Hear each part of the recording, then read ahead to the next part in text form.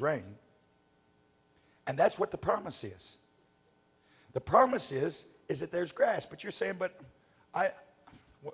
I'm not that fond of grass.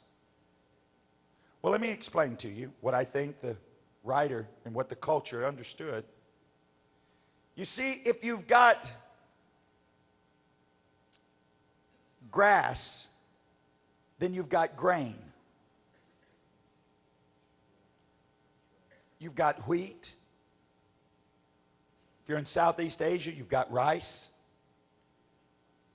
You've got barley. You've got corn. And if you've got grass and grain, then you've got fat, healthy goats. You've got fat, woolly sheep. You've got the ba and the ba. You didn't know there's a difference? Yeah, goats go ba, sheep go ba.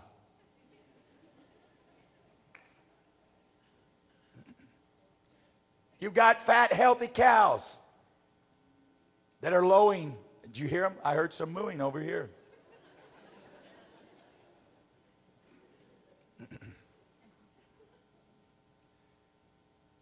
Now, what's exciting about that, if you're a pastoral, if you're a person that lives with these animals, is that you understand that if you've got fat, healthy sheep, then you've got lots and lots of luxurious wool. Spent a summer on the farm with my aunt in North Carolina, and they raised sheep, and I got to see firsthand the shearing. It's amazing how much wool is on one of those sheep. You think that, man, that is a one big fat sheep. But when you get him de-wooled, go, where did he go? That's the result of good pasture. That's the result of lots of grass in the field.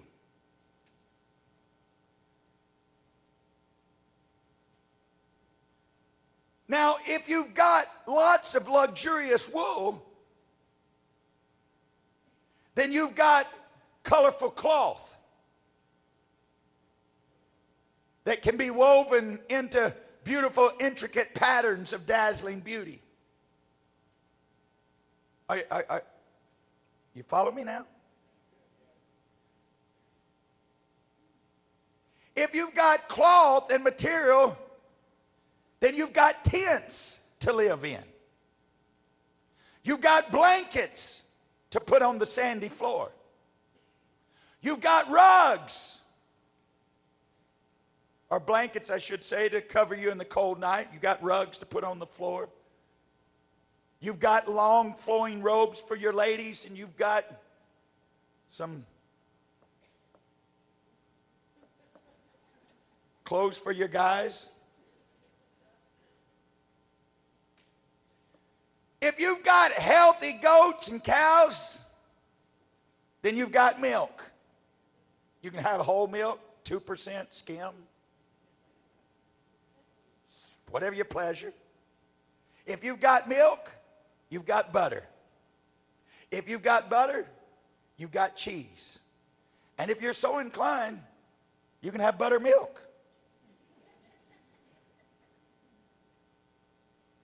Now, if you've got fat, healthy goats, sheep, and cows, then you've got lots of little lambs and little goats and little calves. In other words, you've got lamb chops. You got barbecue. You got T-bone steak. Are you beginning to understand what I'm talking about? What I'm saying is that if you get the rain, you've got everything you need. If you're in the sheep herding business, all you need is rain to have a complete, productive, powerful life. Because if you've got rain, you got grass. If you've got grass, you got a healthy sheep. You've got wool. You've got cloth. You got a roof over your head. You got rugs under your feet. You got clothes on your back. You got steak in your stomach. You got cheese on your bread. You got butter for your oatmeal.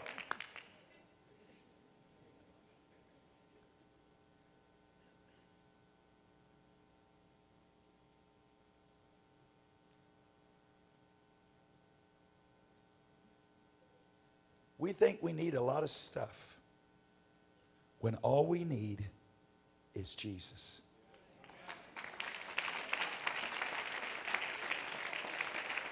Because here's the good news. If you get Jesus, you're going to have all the resources that you need. You'll have all of the other stuff. That's what Zechariah was telling these folks. You think that you need a pay raise. What you need is rain. You think you need a better job. What you need is rain. Because if you get the rain, you get all the other stuff. I'm talking to you about God wants you to prosper. He just wants you to get your priorities right. If your first priority becomes the rain, if your first, what this is about, what pastors having us come here on this continual basis, it's about relationship. When Sister Barbara first got sick, an elder sent me a message.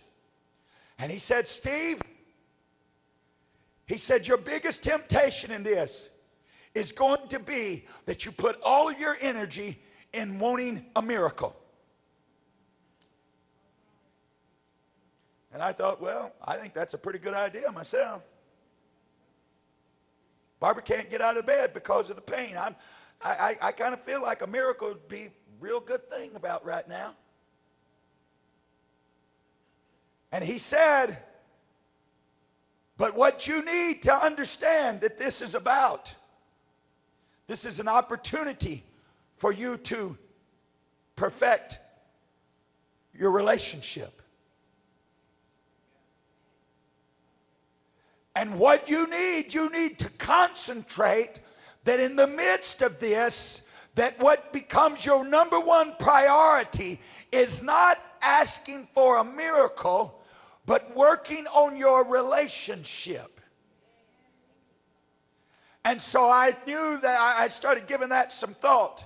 And I started praying about that. And I said, God, as desperate as I am for a miracle, because, God, I don't think I can do what you've called me to do without Barbara. I just don't see that happening, God, from my perspective. And you're God, and I allow and I grant unto you that you are in charge. But God, just from my perspective, that's really important to me right now. But God, I do not want to get caught up, because I saw people. I've gone to the hospital, and people, they want a miracle. They want a miracle. They want a miracle. We got to have a miracle. And they're diligent about a miracle, but they're not working on the relationship, their depth of their knowledge, their depth of their love for Jesus is not growing. I said, I do not want that to happen to me. And Jesus assured me. He said, you look through the Gospels, you look to my ministry. And he asked me, he said, was there ever a time that when I showed up that miracles weren't also available? I'm telling you, I am telling you, that if you'll ask for rain, if you'll make your quest over these next weeks throughout the first part of this year, that what I cannot live without is rain. I've got to have rain. I've got to have the Spirit of God in my life, directing me, blessing me, leading me, guiding me, teaching me. I've got to have relationship. I got to know you better. I've got to hear your voice better than ever before. I've got to respond in faith. God, it's about relationship. Because if you get Jesus, if Jesus shows up, miracles are automatic. Miracles are automatic. Deliverance is automatic. Healing is automatic. All we need is Jesus here on Wednesday night.